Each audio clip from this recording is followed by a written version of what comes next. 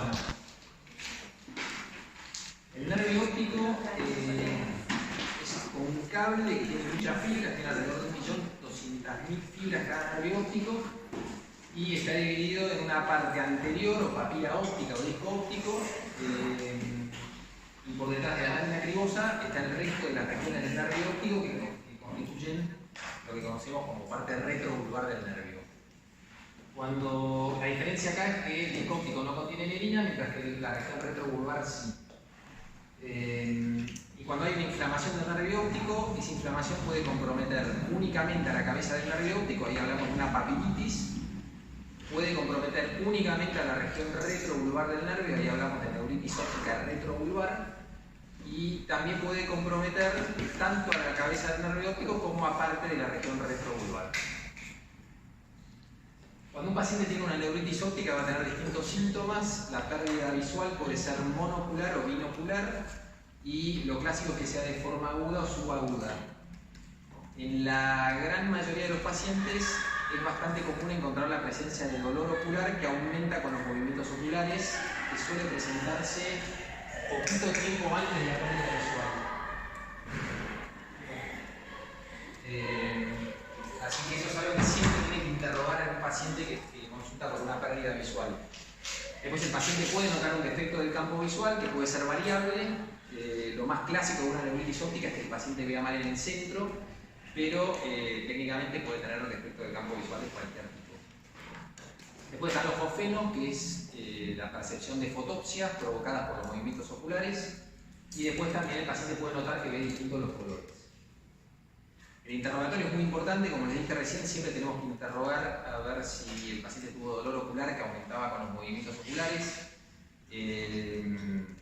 También tenemos que saber si el paciente ya fue visto en otro lado, si le hicieron algún tratamiento.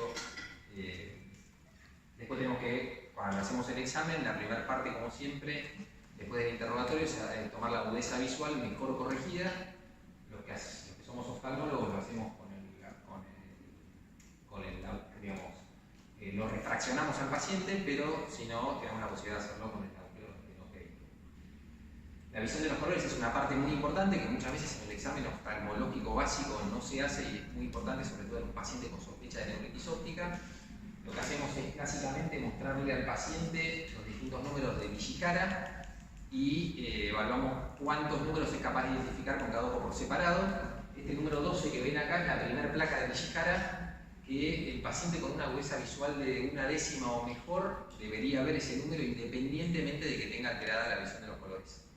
Pero después vienen los otros números que sí, ahí si la visión de los colores está afectada puede ser que no los identifique. Y después algo muy simple es mostrarle algo rojo al paciente, que lo vea con cada ojo por separado y que nos diga si ese color rojo lo ven distinto entre un ojo y el otro.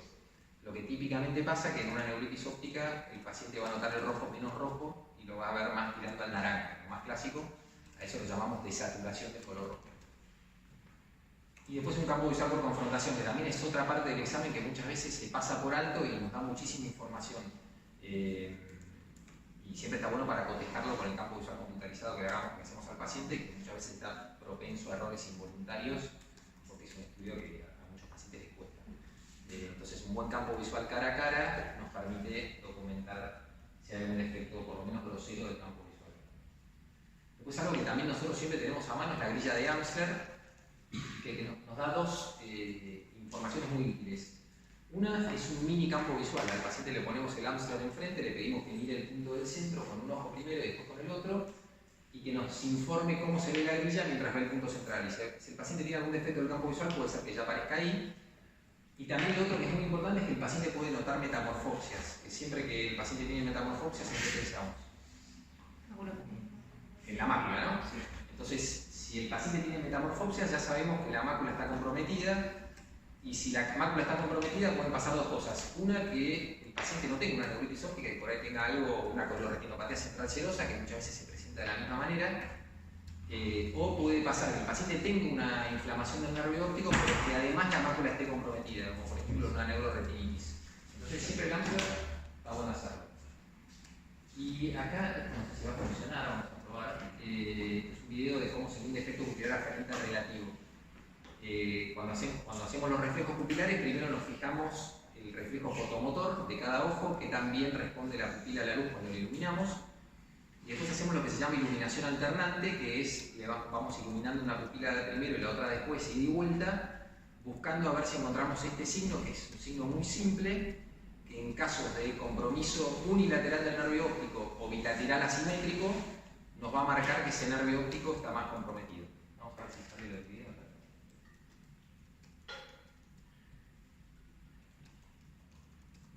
Por ahí apretando la flechita de arriba a la derecha. A ver.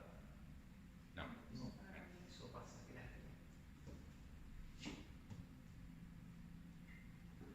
A ver, espera, que explique la imagen y arranca. Bueno, se los explico igual. Supongamos que el paciente tiene una neuritis óptica derecha o cualquier neuropatía óptica derecha y el nervio óptico izquierdo está bien. Cuando uno ilumina el nervio óptico izquierdo, se contrae la pupila del ojo izquierdo, o sea, cuando uno ilumina el ojo izquierdo, perdón, se contrae la pupila del ojo izquierdo por el reflejo fotomotor y también se contrae la pupila del ojo derecho por el reflejo consensual. Entonces, si yo estoy haciendo iluminación alternante y vengo de iluminar el ojo bueno, cuando ilumino el ojo bueno se contrae la pupila de ese ojo y también se contrae mucho la pupila del ojo que tiene alterada el nervio óptico. Cuando yo paso con la linterna a iluminar el nervio óptico que está alterado, vamos a ver que la pupila se dilata. Eso pasa porque la contracción de ese nervio, de esa pupila, era mayor por el reflejo consensual que le daba el ojo bueno que por el reflejo fotomotor directo de ese ojo que está alterado. Entonces, cuando yo estoy yendo ida y vuelta, iluminando una pupila y la otra, vamos a ver que el ojo bueno se contrae la pupila y el ojo que tiene la alteración del nervio óptico, la pupila se dilata. ¿Me siguieron ahí? Sí. Eso siempre conviene hacerlo con las luces bajas y haciendo que el paciente mire a lo lejos, porque si el paciente está enfocando algo de cerca, la pupila se puede contraer por el reflejo de acumulación convergencia. Una pregunta, ¿realmente se dilata o simplemente no se contrae por el efecto de la luz? En realidad, ¿realmente se dilata? Claro, en realidad vos ves que se dilata porque viene de estar muy contraída por el consensual del ojo bueno. Entonces, cuando vos le haces el fotomotor al ojo que está alterado, la pupila parece que se dilata. En realidad, a vos te da la imagen que se dilata, pero no es una dilatación pupilar, es en realidad que la contracción de la pupila de ese ojo es mayor por el consensual del ojo bueno que por lo que da el fotomotor directo. Entonces, al ser más débil el fotomotor directo, la pupila se abre. No, bueno, y en el fondo de ojo, nosotros que somos oftalmólogos tenemos la ventaja de ver la totalidad del fondo de ojo, así que aprovechémoslo. Y lo que vamos a ver en el nervio óptico son dos escenarios: o que el nervio óptico tenga edema o que el nervio óptico esté normal. Y cuando el nervio óptico está normal, puede ser que el compromiso sea en la región retrovulvar del nervio, y eso lo vamos a ver con una resonancia magnética de órbita con contraste. Entonces el paciente va a venir diciendo que ve mal, y ustedes ven un fondo de ojo que está perfecto. Bueno, eso puede ser que el paciente tenga una neuritis óptica retrovulvar. Dice que el paciente no ve y el oftalmólogo tampoco ve nada. Entonces, a la neuritis óptica la dividimos en dos grandes grupos. Tenemos las neuritis ópticas del grupo de las típicas, que son las más frecuentes, que corresponden al 80% de las neuritis ópticas, y después tenemos un 20% que entra en el grupo de las atípicas. Como vemos en este cuadro, hay un montón de causas de neuritis óptica y es muy importante que cuando nosotros tenemos un paciente enfrente del que sospechamos una neuritis óptica, vayamos tratando de identificar cuál puede ser la posible causa que la está provocando, porque el tratamiento que vamos a hacer en la etapa aguda, que es el que posiblemente en algunas causas va a ser el que le salve la visión al paciente, va a depender mucho de qué causa estemos sospechando, y si hacemos un tratamiento sospechando una causa y termina siendo otra causa, puede ser que empeoremos el cuadro. Por ejemplo, en una infección, si le damos corticoide, puede ser que por ahí la infección progrese y bueno, es lo que no queremos que pase. 3 de cada 10 pacientes con neuritis óptica no le encontramos ningún tipo de causa. Es un paciente que tiene una neuritis óptica aislada, se recupera bien con o sin tratamiento y después no le encontramos ninguna causa. Y la mitad de las neuritis ópticas son debidas a esclerosis múltiple. Pero ese es un concepto que está bueno que se lleve, que realmente uno asocia la neuritis óptica con la esclerosis múltiple, pero el 50% de las neuritis ópticas no son por esclerosis múltiple. Así que eso tenganlo muy presente, sobre todo con lo que le van a decir al paciente, porque muchas veces me llegan los pacientes ya cuando fueron a una guardia oftalmológica y no, me dijeron que seguramente esto era esclerosis múltiple. Y una vez que le meten ese diagnóstico al paciente, es difícil que el paciente se lo saque de la cabeza y por ahí el paciente se termina preocupando por una enfermedad que en realidad no tiene. Entonces ahórrenle esa ansiedad al paciente y sean muy cautos, díganle que sospechan una neuritis óptica y ahora yo les voy a decir cómo les conviene encarar a ese paciente para el diagnóstico y tratamiento. Entonces, estos dos grupos que les dije recién, que son los de la neuritis óptica típica y atípica, los vamos a sospechar con la presentación clínica del paciente. Entonces, en una neuritis óptica típica lo habitual es que se den a pacientes adultos jóvenes. Esto no es excluyente, simplemente es en qué casos nos vamos a sospechar que es una neuritis óptica típica. Lo típico es una mujer de raza blanca, joven. Lo más habitual es que el compromiso sea monocular y con un compromiso leve a moderado de la visión. 9 de cada 10 pacientes van a tener dolor en el ojo que aumenta con los movimientos oculares previo o coincidente con la pérdida visual. El defecto del campo visual clásico va a ser un defecto central, pero el defecto, como les dije antes, puede ser de cualquier tipo.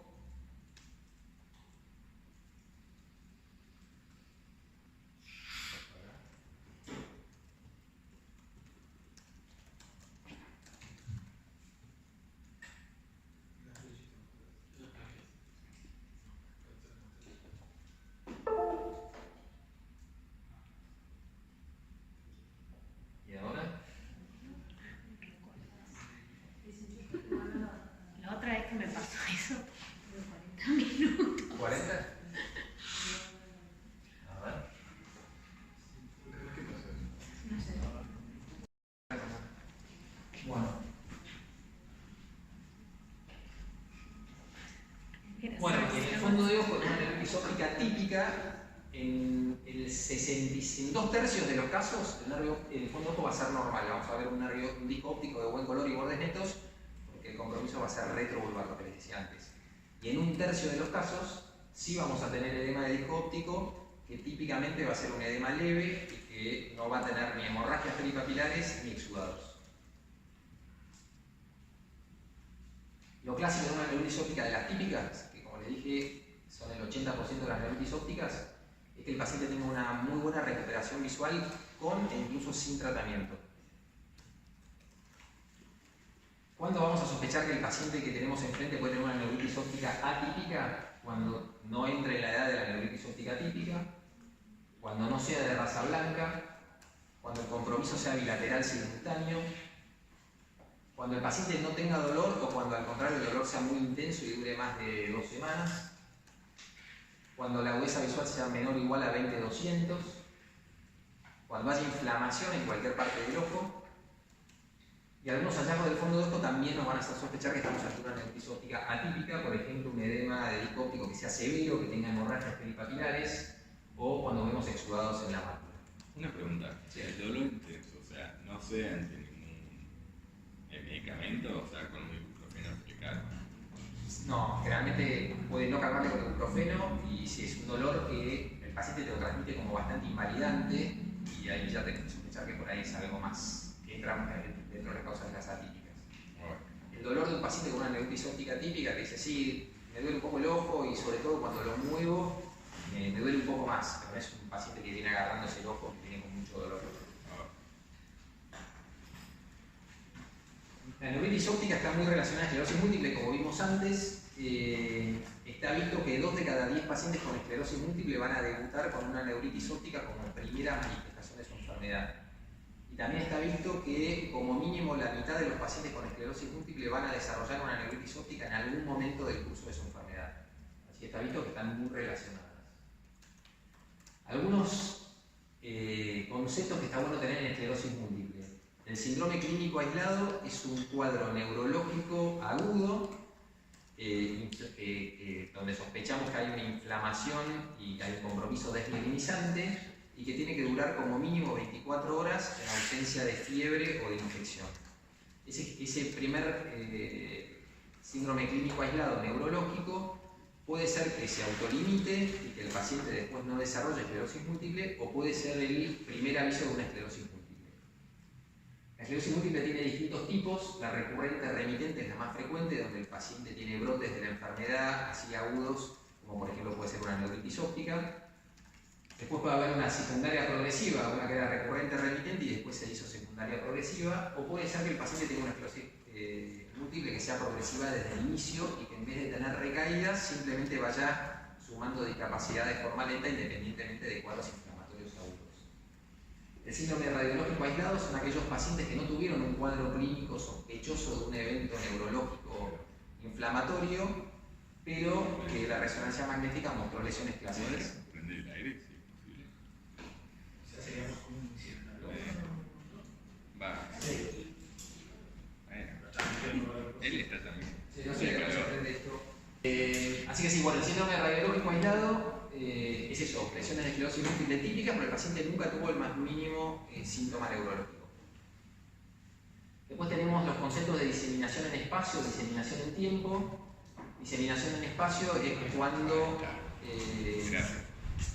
es un criterio que se pide cumplir para hacer diagnóstico de esclerosis múltiple, en donde se pide que el paciente tenga lesiones en más de un sector del sistema nervioso central donde habitualmente se dan estas lesiones.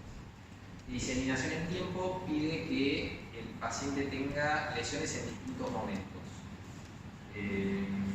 Y después está el PIRA, que es la progresión de la enfermedad independientemente de las recaídas. Por eso es que es tan importante hacer el diagnóstico de la esclerosis múltiple de forma temprana y empezar el tratamiento también de forma temprana, porque está visto que muchos pacientes, independientemente de que tengan recaídas, igualmente van acumulando discapacidad de manera silenciosa. Eso es por imágenes que se hace, mira. El PIRA generalmente es una evaluación neurológica donde al paciente se le constata que tiene mayor discapacidad de la que tenía en el examen previo. El paciente no tuvo ningún cuadro clínico que justifique ese deterioro del examen.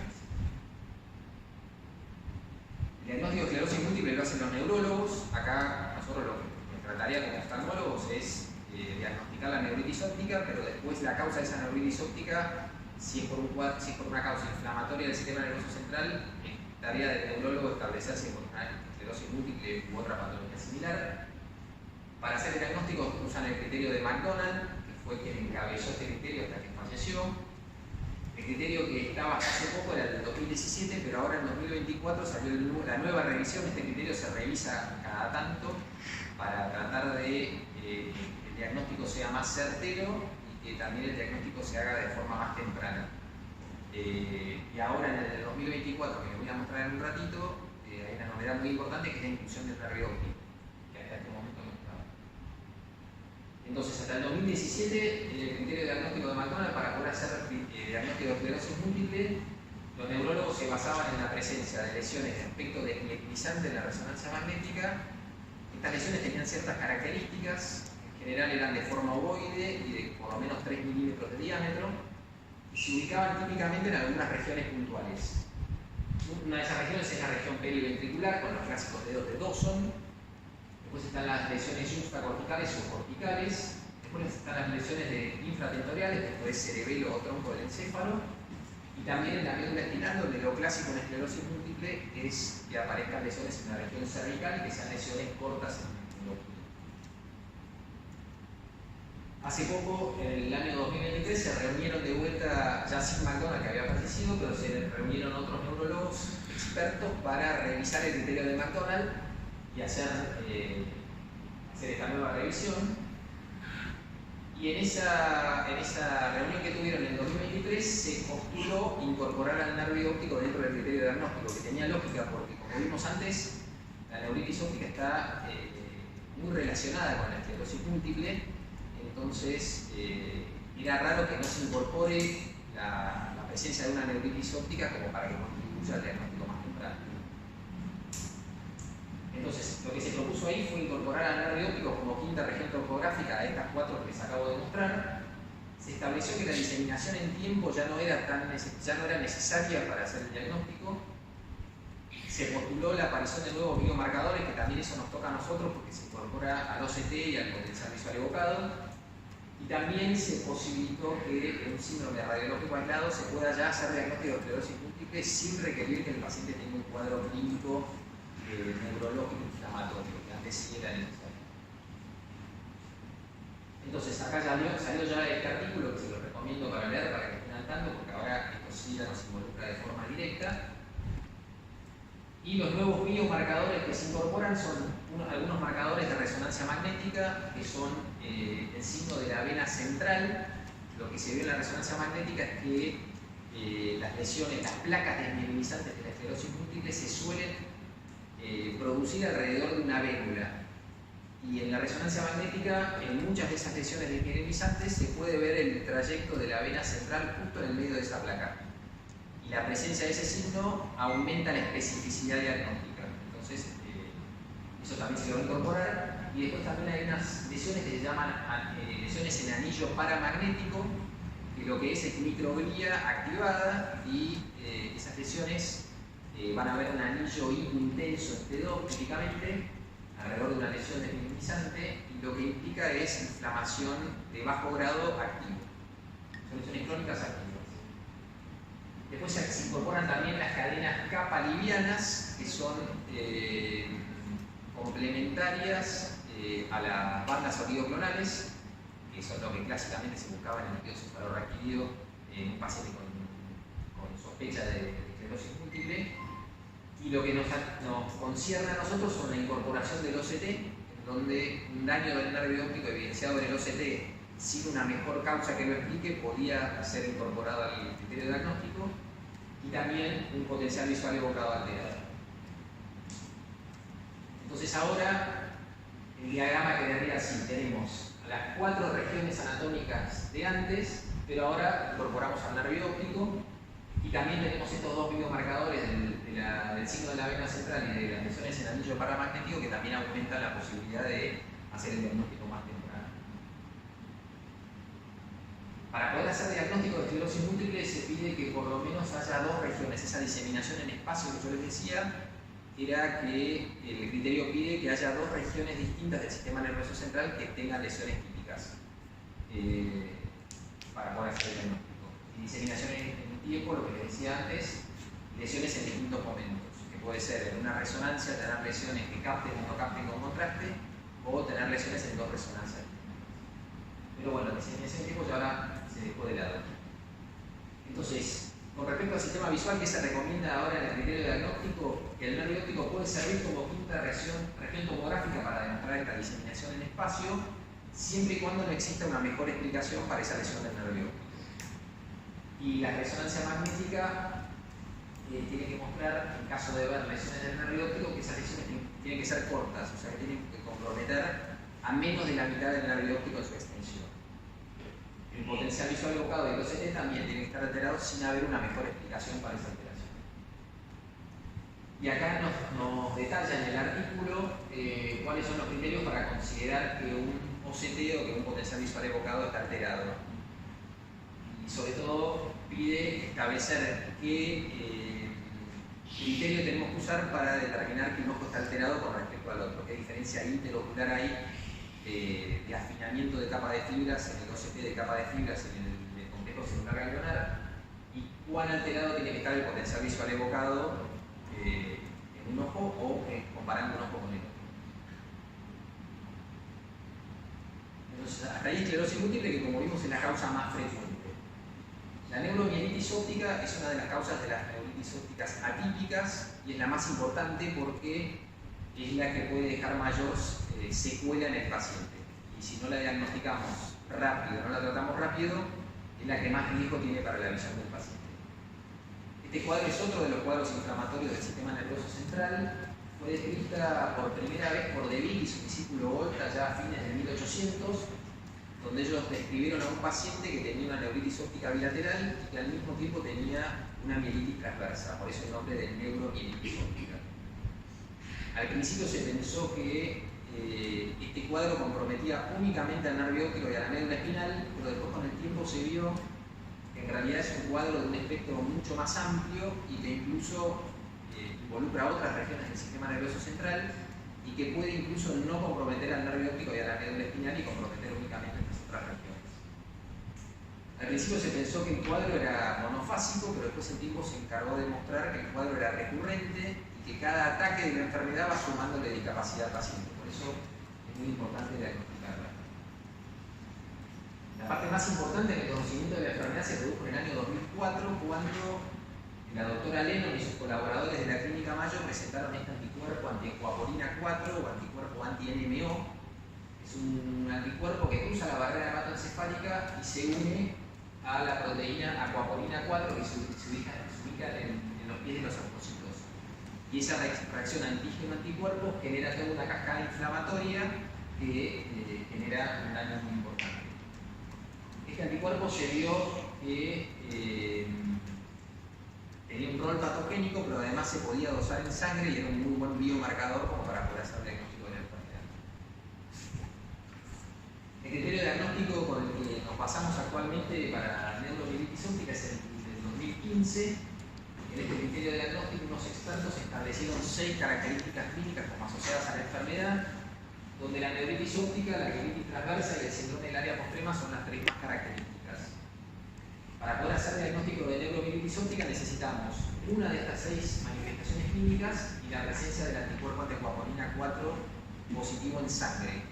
Pero el criterio pide que este anticuerpo sea dosado con un método que se llama CBA o método de ensayo basado en células. En caso de que no tengamos disponible este método de diagnóstico del anticuerpo, el criterio pide que ante un anticuerpo negativo o donde no podamos hacerlo por CBA, necesitamos 2 manifestaciones clínicas de la enfermedad, pidiendo que una de esas 2 sea alguna de estas 3 primeras, y además necesitamos una resonancia magnética que nos muestre cambios subjetivos de neuromielitis óptica. Acá vemos una neuritis óptica subjetiva de NMO. ¿Qué características puede tener para que la sospechemos? Que la presentación sea bilateral, que la pérdida visual sea severa de inicio, y la resonancia magnética nos va a dar un par de datos muy importantes. Uno de ellos es que el compromiso del nervio óptico involucre a más de la mitad del nervio en su extensión. Esto lo llamamos longitudinalmente extensa y nos tiene que hacer sospechar siempre de NMO. Doctor, disculpe, ¿usted no va a poder pasar el power? Si no le quiero sacar una foto a la... ¿Cómo le va a pasar? ¿Querés que vuelva al anterior? Sí, o si usted no va a pasar el power. No, lo tengo, la clase está en YouTube si la quieren, Sí. Así que si no quieren tomar nota, ¿Cómo se llama? en YouTube ¿Cómo la podemos encontrar?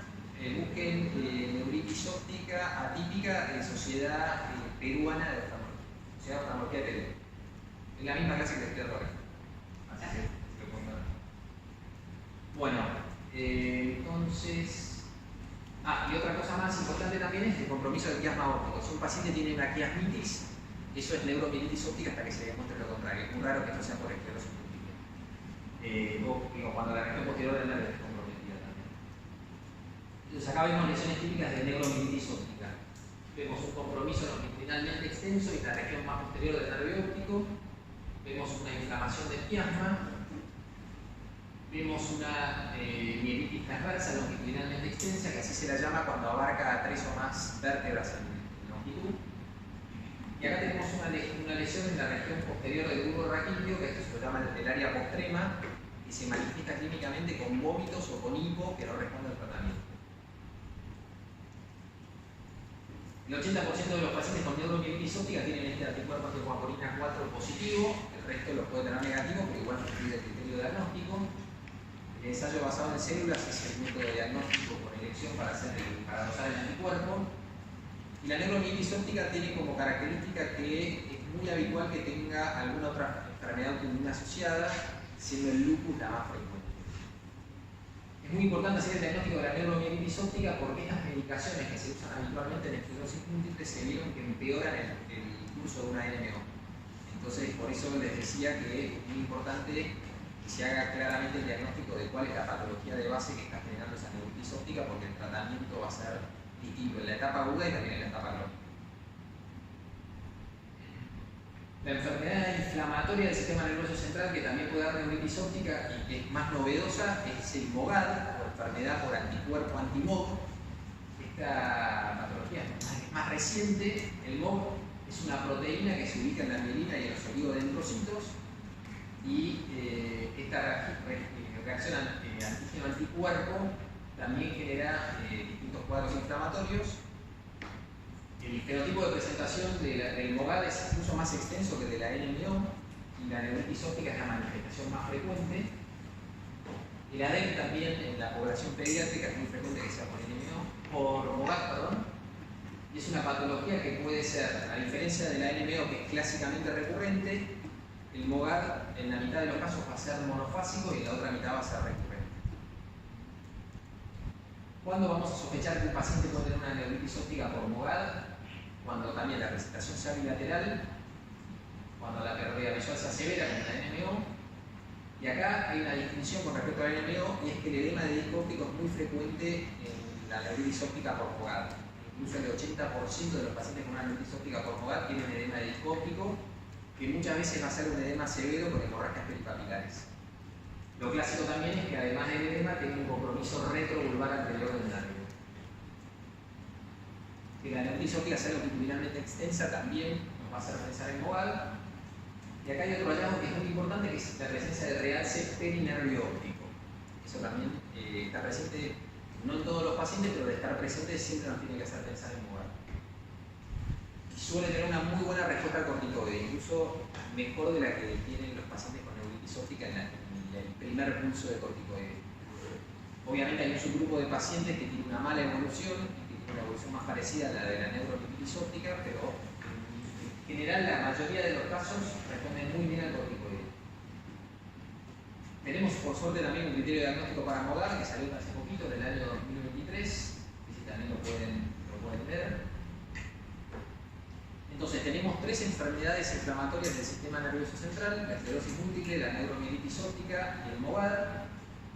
Para cada una de ellas tenemos criterio diagnóstico, algunas de ellas muy recientes como ven acá, y la diferencia es que todavía a la esclerosis múltiple no se le identificó un anticuerpo en sangre que nos permita hacer el diagnóstico más rápido, pero sí tenemos la posibilidad de hacer el diagnóstico con el anticuerpo antiacuaporina 4 y el anticuerpo anti-MOG de estas otras patologías. El resultado de estos anticuerpos suele tardar alrededor de 3 a 4 semanas, con lo cual en la etapa aguda no lo vamos a tener, y lo vamos a tener que guiar por lo otro que les conté para sospechar si la neuritis óptica puede caer en alguna de estas patologías. Lo que yo recomiendo siempre es que si reciben un paciente en la guardia, sobre todo si trabajan con neurólogos a la par, es que siempre guarden una muestra de sangre de ese paciente previo a que reciba tratamiento con corticoide o con plasmaféresis, por si después quieren dosar este anticuerpo para que esa muestra de sangre no esté interferida por un tratamiento que pueda hacer que se negativice el resultado. Pregunta, ¿el corticoide tiene que ser corticoide tópico o ya corticoide sistémico? Corticoide sistémico. Ahora lo voy a mostrar. Ahora la pantalla también te voy a mostrar. Entonces vamos a repasar algunos casos clínicos para que vean que no toda neuritis óptica es esclerosis múltiple, y para que vayan viendo también que hay distintas causas de neuritis óptica y cómo las distintas causas se presentan de distinta manera y tienen un tratamiento específico. Paciente de 32 años que empezó a notar dolor en el ojo derecho, que aumentaron los movimientos oculares, y después de unos días empezó a notar que notaba un defecto central del campo visual y lo describía como una nube. La agudeza visual que me constaté ese primer día era de 20-40 en el ojo derecho, tenía muy comprometida la visión de los colores en ese ojo con el Ishihara, por confrontación tenía un defecto central del campo visual y los reflejos pupilares me mostraban que tenía un defecto pupilar aferente relativo del ojo derecho. En el fondo de ojo noté que el disco óptico derecho tenía los bordes levemente difusos y esto quedaba constatado en el OCT de capa de fibra, donde vemos acá la línea negra que es la que corresponde al espesor del paciente evaluado, que nos mostraba que se iba por arriba del borde, que es lo que vemos cuando hay edema. Todo lo del lado izquierdo estaba acá. Este es el campo visual computarizado que le pude hacer ese mismo día, donde vemos un defecto bastante difuso en el ojo derecho, pero predominantemente central.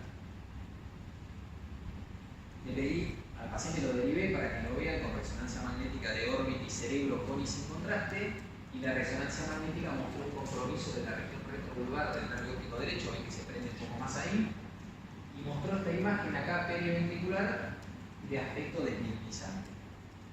O sea que ahí, hasta ahí teníamos una lesión de aspecto desmielizante y teníamos la neuritis óptica, con lo cual, para el momento que yo vi a este paciente, que era antes de que saliera el criterio diagnóstico de esclerosis múltiple más reciente, donde se incorporaba el nervio óptico, en esta altura no se le podía hacer diagnóstico de esclerosis múltiple al paciente, porque hasta ese entonces el el nervio óptico no formaba parte de las regiones topográficas, o sea, acá técnicamente en ese momento cuando yo lo vi, teníamos una región topográfica comprometida.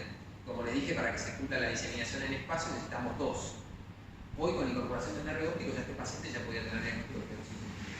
Pero para el momento que yo lo vi, por ahora había una lesión embolizante y teníamos que esperar si en alguna otra resonancia magnética más adelante aparecía una nueva lesión para poder hacer el diagnóstico.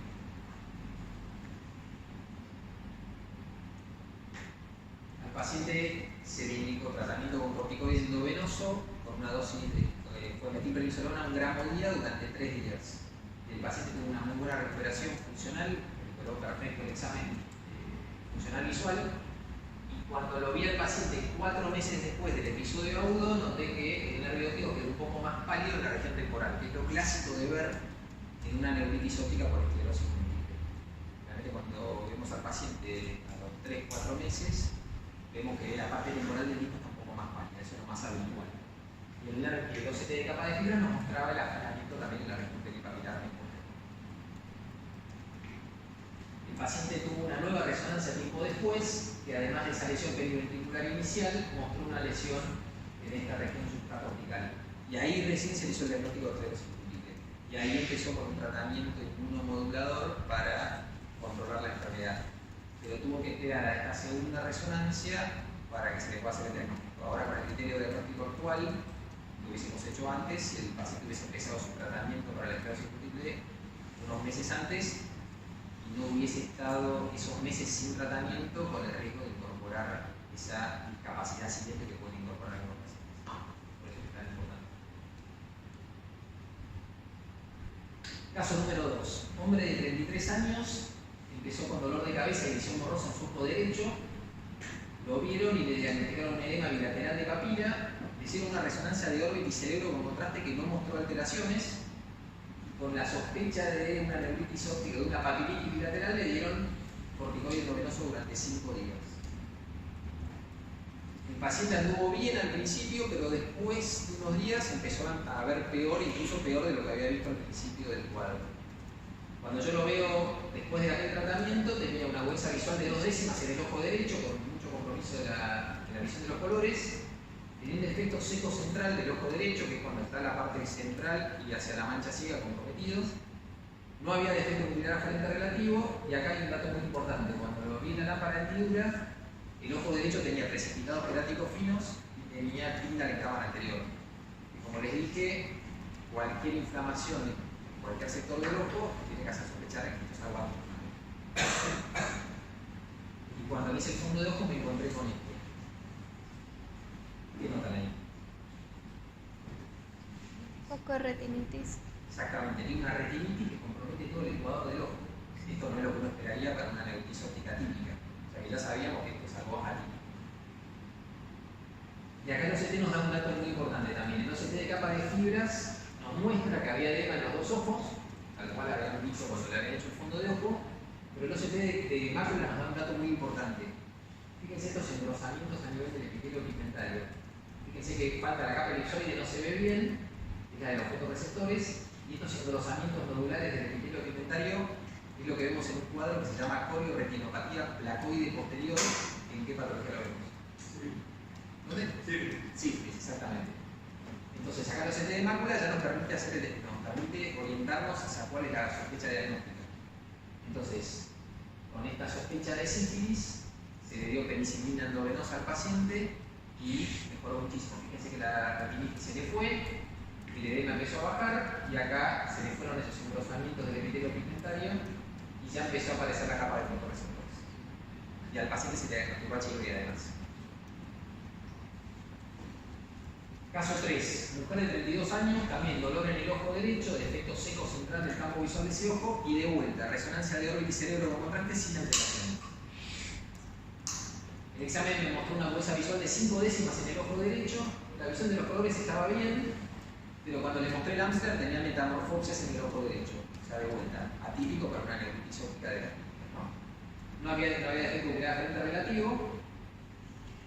Y la paciente lo que tenía era un edema de disco óptico, acá lo vemos en el OCT, y tenía estos exudados duros en la región de la mácula. Cuando le hicimos el OCT de mácula tenía fluido subretinal y un poco de edema intrarretinal. La paciente tiene un gato. ¿Qué les parece? Toxoplasma. Puede ser una toxo o qué más. O una bartonella, son las dos que pensaríamos, ¿no?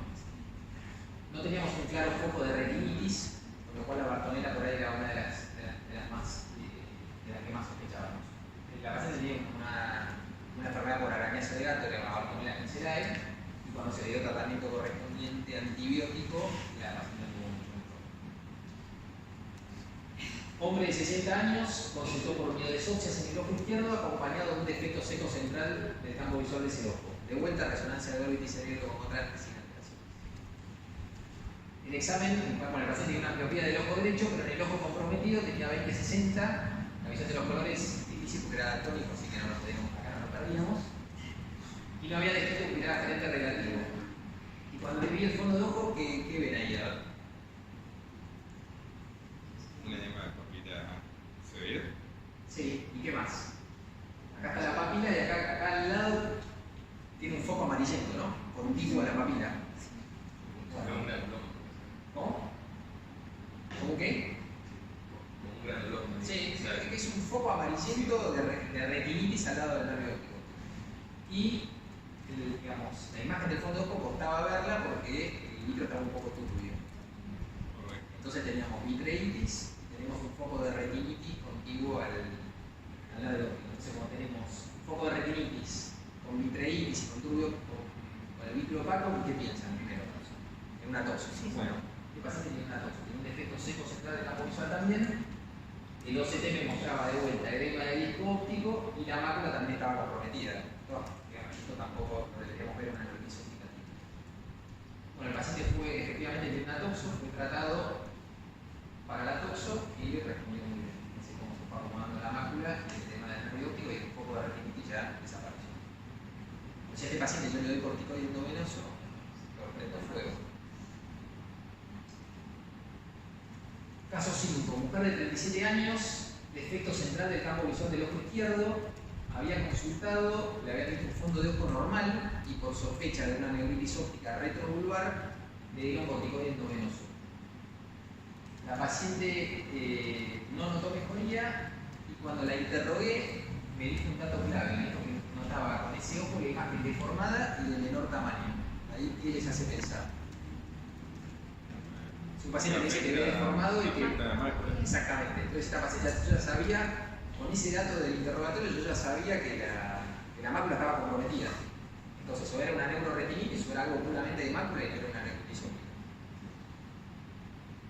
El examen me mostró una agudeza visual de 2 décimas en ese ojo, tenía comprometida la visión de los colores, el contraste también estaba alterado y no había defecto pupilar aferente relativo. Cuando le mostré el Amsler, me dijo que notaba metamorfopsias, tenía un campo visual que demostraba un defecto central del campo visual y el fondo de ojo parecía bastante bien, ¿no? El disco óptico y la mácula. Pero cuando le hicimos el OCT tenía una coloretinopatía central serosa, que es uno de los diagnósticos diferenciales de la neuritis óptica. Paciente joven, sano, con un defecto central del campo visual. Puede no tener dolor a la neuritis óptica y este cuadro no da dolor. Entonces esta paciente recibió un tratamiento endovenoso internada durante 5 días con corticoide cuando no lo necesitaba. Lo que había que hacer era esperar. Y esperando solamente, el cuadro se resolvió. Bueno, este caso está muy bueno también. Mujer de 28 años, miope. Fotopsias y defecto del campo visual del ojo izquierdo. Resonancia de órbita y cerebro con contraste normal. Por sospecha de neuritis óptica le dieron primero 5 días de corticoide endovenoso. Cuando en un paciente con una sospecha de neuritis óptica no responde con corticoide, el próximo paso suele ser hacer una plasmaféresis, que también le hicieron a la paciente, tampoco mejoró. Y le habían pedido el anticuerpo de aquaporina 4 y el anticuerpo anti-MOB y le habían dado los dos negativos. Cuando yo la veo tenía una agudeza visual de cuentadedos en ese ojo, la visión de los colores estaba bastante bien y en el campo visual por confrontación noté que tenía un defecto central y temporal del campo visual y tenía un defecto pupilar aferente relativo. Me mostró el OCT de capa de fibras que le habían hecho al inicio del cuadro, antes del corticoide y la plasmaféresis, que me mostraba que había edema de disco óptico ver si pescan algo acá, en el ojo izquierdo. Si hay algo que me llame la atención. Puede ser la abertura de. No sé cómo bien se ve de acá, a ver, por ahí no se ve bien. No sé si acá se. Fíjense los nervios ópticos primero. Se ve bastante bien, ¿o no? Sí. Un buen color, los bordes netos. Esto cuando yo la vi después de todo el tratamiento. Fíjense la retina, a ver si hay algo que le llama la atención en el ojo izquierdo. Esa mancha negra.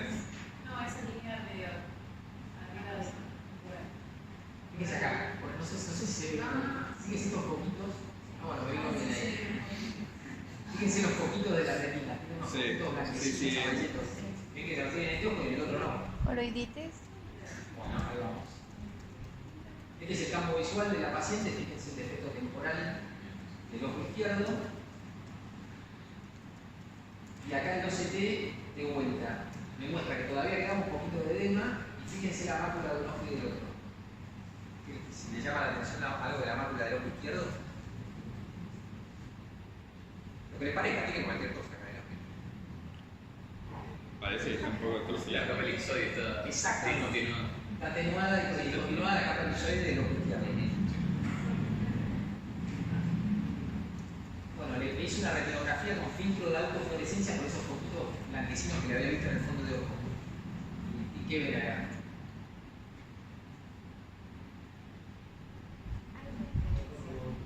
Acá tiene una placa grande hiperautofluorescente alrededor del nervio óptico, ¿la ven? Sí. Y los poquitos esos que se veían y se insinuaban en el fondo de ojo acá se ven mucho mejor. Vasculitis. ¿Cuál? Los anteriores. Signos de vasculitis. La fuga de los vasos distales. No, no tenía vasculitis. Hay un cuadro inflamatorio de la retina que se llama síndrome de puntos blancos evanescentes, que son unos puntitos, que el nombre es un genio, que son puntos blancos que están en la retina y que después están unos primeros días y después se van. O sea que si al paciente lo ves tarde, puede ser que no lo veas. No tengo ni idea de qué fue lo que tuvo el paciente. Pero por suerte cuando yo la recibí todavía algunos le quedaba que empiezo a sospechar el cuadro. Este cuadro es autolimitado. Se hace tratamiento. La paciente recibió 5 días de corticoide endovenoso y después recibió una plasmaféresis. No es una pavada recibir una plasmaféresis. Por algo que no necesitaba tratamiento. Es muy importante de meter el diagnóstico junto y evitarle al paciente el tratamiento innecesario que puede tener también complicaciones. Bueno, la paciente lo único que hice fue esperarla, los poquitos que se le fueron, la placa se redujo, el efecto temporal de campo visual también se redujo, antes llegaba a la línea media. Y la capa elipsoide de a poquito se fue recuperando. Y el edema también.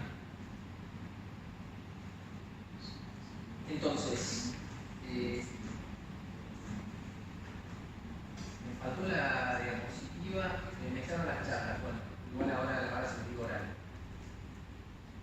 Las conclusiones, etiología variada de la neuritis óptica, como vimos, tenemos muchas causas y cada causa tiene un tratamiento distinto y para establecer la causa definitiva que produjo la neuritis óptica, a veces necesitamos tiempo y ese tiempo que necesitamos, el nervio óptico no nos espera tanto porque si nosotros usamos todo ese tiempo para hacer un diagnóstico concreto y seguro, el nervio óptico se atrofia y el paciente queda con una secuela visual que no podemos tirar para atrás si es que la neuritis óptica se produjo por alguna de las causas que no evolucionan bien sin tratamiento, como por ejemplo de la esclerosis múltiple o de la idiopática, que en general suelen andar bien incluso sin tratamiento. La incorporación del nervio óptico al criterio de McDonald, algo muy importante, tenemos que estar atentos porque ahora es más probable que los neurólogos con más razón manden a pacientes para ver si tienen compromiso o no del nervio óptico y en ese caso también va a ser nuestra tarea de determinar si el compromiso del nervio óptico tiene que ver con una posible neuritis óptica o con algo distinto. Hay un montón de biomarcadores nuevos que empezaron a aparecer ahora para afinar un poquito el lápiz y hacer mejor el diagnóstico de estas patologías inflamatorias. Hagamos buen uso de ellos y aprovechémoslos. Y vimos que el OCT nos puede ayudar a saber cuál es la posible etiología de la neuritis óptica, como en el caso de la sífilis, en este caso de esta paciente con el síndrome de puntos blancos evanescentes que no era una neuritis óptica. Siempre que pidan el OCT, pidan el de capa de fibras, aunque el nervio óptico esté normal, documente cómo está la capa de fibras de inicio. Y siempre tiran el de mácula, porque el de mácula nos da un montón de información, como vimos recién, e incluso nos permite por ahí diagnosticar que el paciente tiene una central serosa y que no era una neuritis óptica, por ejemplo. Así que, y después lo que me faltó acá es con respecto al tratamiento de una neuritis óptica. Yo pensé que lo tenía en la charla, pero evidentemente no. Si pensamos que el paciente tiene una neuritis óptica retrovulvar por alguna patología inflamatoria del sistema nervioso central, el criterio es que si el paciente tiene una pérdida visual severa, seguro se hace corticoide endovenoso, metilprednisolona 1 gramo día durante 3 a 5 días. En el caso que podría debatirse la necesidad es si el paciente tiene una neuritis óptica típica con poco compromiso visual, porque ahí está visto que en general el paciente puede responder bien incluso sin tratamiento, pero igualmente se tiende a tratar. Y con más razón si la pérdida visual es severa, ni hablar que lo tratamos, porque puede ser que el paciente esté teniendo una neuritis óptica por neuromielitis óptica o por enfermedad por anticuerpo antimod, que si no lo tratamos puede terminar con una secuela visual importante de la que no podemos volver atrás. Si a un paciente con una neuritis óptica con una patología inflamatoria del sistema nervioso central no mejora con corticoide, lo que uno esperaría, el siguiente paso es hacer una plasmaféresis para hacer una remoción de esos anticuerpos que pueden estar contribuyendo al desarrollo de esta patología, y muchas veces con la plasmaféresis el paciente termina despegando. Así que si tienen una neuritis óptica con compromiso retrovulvar que les haga sospechar NMO o MOGAD, no mejoró con corticoide lo que uno esperaría, rápidamente se tiene que seguir con la plasmaféresis. Ese es otro concepto importante. En realidad nosotros lo sospechamos y no tenemos la posibilidad de hacerle rápido una resonancia, por ejemplo, lo tratamos igual, digamos, la sospecha hace que lo tratemos. Sí, por ahí si tenés acceso a un OCT, por ejemplo, que te dice que la mácula está bien, te dice que el nervio óptico está bien también, y vos no sospechás una neuritis óptica retrovulvar y el paciente tiene una pérdida visual importante, sí, pero lo ideal siempre igual es tener una resonancia. Porque también si vos tratás al paciente primero y después le haces la resonancia, puede ser que el corticoide le limpie alguna de las lesiones que se verían en agudos sin tratamiento. La resonancia como la de axial, sanctal. Resonancia, se pide resonancia de órbita y cerebro con y sin contraste. Llegado a ese caso, para que estamos en el lugar Sí. que por ahí la optimización de la resonancia va a llegar tiempo más adelante. Sí. ¿Cuánto tiempo sería prudente decir, bueno, la resonancia la postergo a X tiempo para que no tenga ese fenómeno de lavado de lesiones? ¿Cómo lo entendí? O sea, sé que si le doy corticoides puedo perder algunas de esas lesiones. Sí. Es conveniente por ahí después decir, mira, le repito le pido la resonancia o le repito la resonancia a 3, 6 semanas, meses. Generalmente los cambios inflamatorios se suelen ver dentro del primer mes. O sea, si vos querés diagnosticar una neuritis óptica con resonancia magnética, si vos le pedís la resonancia dentro del primer mes de iniciado el cuadro visual, deberías ver el realce con el contraste. Pasado el mes es probable que ya no veas mucho. Si el nervio quedó lesionado, puede ser que lo veas hiper intenso, pero que no capte contraste. Pero siempre está bueno hacer la resonancia, sobre todo para establecer si encontrás alguna patología de base que provocó esa neuritis óptica. Nos pasó con una paciente con una neuritis óptica, trabajaba para la obra social. Sí. Hasta que ella misma pudo gestionar su propia resonancia, ya estaba de años. Claro, claro. No, igual por eso, si están en un lugar donde no pueden tener acceso a la resonancia y saben que la resonancia no se va a hacer, con más razón tienen que ser muy prolijos para descartar otras posibilidades que yo les mostré acá. Examen de lámpara de hendidura, no hay inflamación, por ejemplo, examen de fondo de ojo limpito, OCT para ver si hay compromiso o no de la mácula. Si todo eso te da bien y el paciente tiene un cuadro que en el interrogatorio sugiere neuritis óptica y no le vas a poder hacer una resonancia y el paciente está viendo mal, hay que tratarlo. Sí, perfecto. Pero después no sabemos al cuánto tiempo Repetir la resonancia. Cuando se pueda. No, cuando se pueda. Igual no es que el corticoide te limpia todas las lesiones, pero por ahí, si vos querés diagnosticar la neuritis óptica retrovulvar, sí puede ser que el corticoide y el pasaje de un mes y ahí ya por ahí. ¿El tratamiento es 1 gramo kilogramo o es 1 gramo día? No, 1 gramo día. Methylprednisolona 1 gramo día durante 3 a 5 días. Bien. Lo que se hace es, generalmente se dan 3 días, y si a los 3 días el paciente ya tuvo una recuperación muy buena, ya por ahí no le hace los otros pulsos. Si el paciente no tuvo tan buena recuperación, por ahí le hace 2 más, y si después de esos 2 más el paciente no recuperó lo suficiente y no empezó a despegar, le puedes hacer plasmaféresis. Pero eso él siempre lo va viendo según cuánto recupera y qué función visual tiene el paciente. ¿Y la resonancia esta se pide de cortes finos o no? Sí, cortes finos, lo que está bueno incorporar es la saturación grasa en órbita. Okay. Puedes pedir secuencias de saturación grasa porque eso lo que te hace es te saca la señal de la grasa orbitaria y te deja ver mejor la inflamación del nervio óptico. ¿Se pone así consecuencias de saturación grasa? Y siempre se hace los pulsos endovenosos, o sea, vía oral con la prednisona. Es muy buena la pregunta. Lo que mostró, qué bueno que hiciste la pregunta porque es una parte muy importante.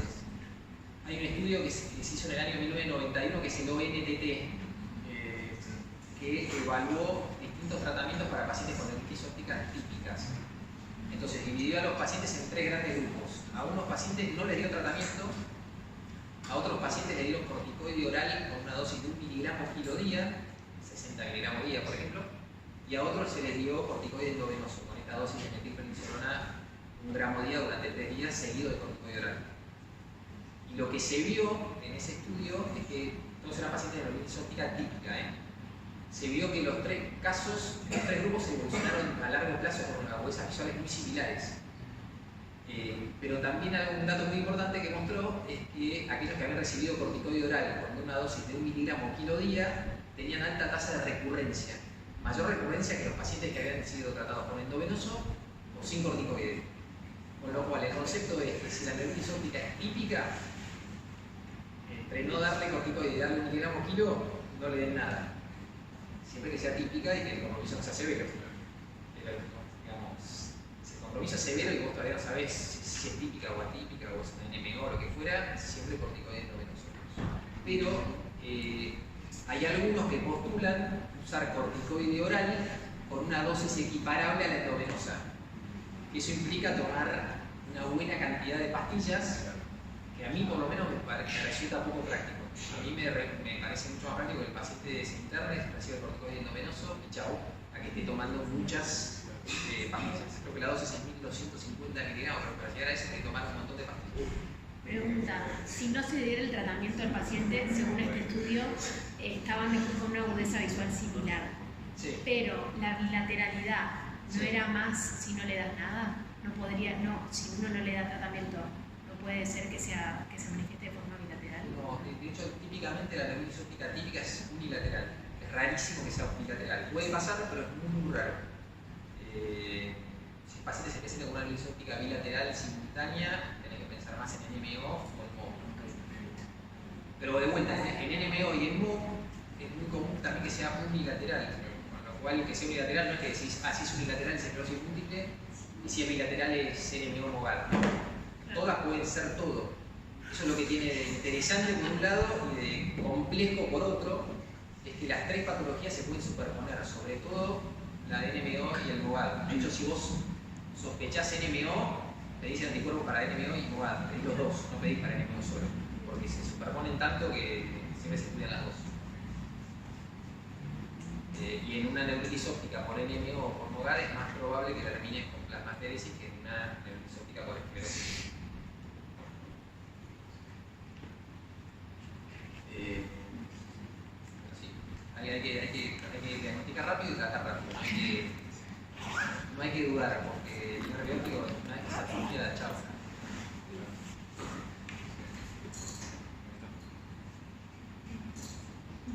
¿Alguna otra pregunta?